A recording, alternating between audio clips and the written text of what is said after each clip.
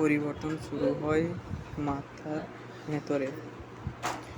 প্রথম 2 দিন অনেক বড় কাজ নয়, শুধু নিজের সাথে প্রতিজ্ঞা করুন আপনার যা যা খারাপ অভ্যাস আছে সেগুলো একটা কাগজে লিখুন।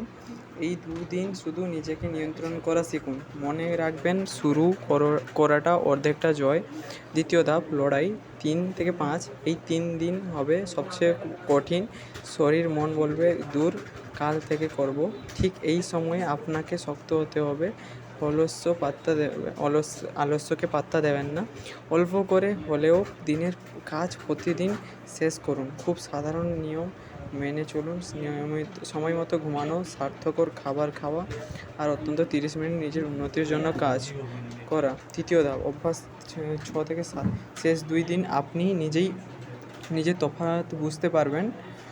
এখন আর কাজগুলো আপনার কাছে বোঝা মনে হবে না, বরং ভালো লাগবে। এই 7 দিন আসলে কোনো ম্যাজিক নয়, এটা একটা প্রমাণ যে আপনি চাইলে সব পারেন। মূল কথা, অজুহাত বন্ধ, কোনো কিন্তু বা যদি নেই। ছোট পদক্ষেপ পাহাড় সমান, কাজের দরকার নেই, ছোট ছোট অভ্যাস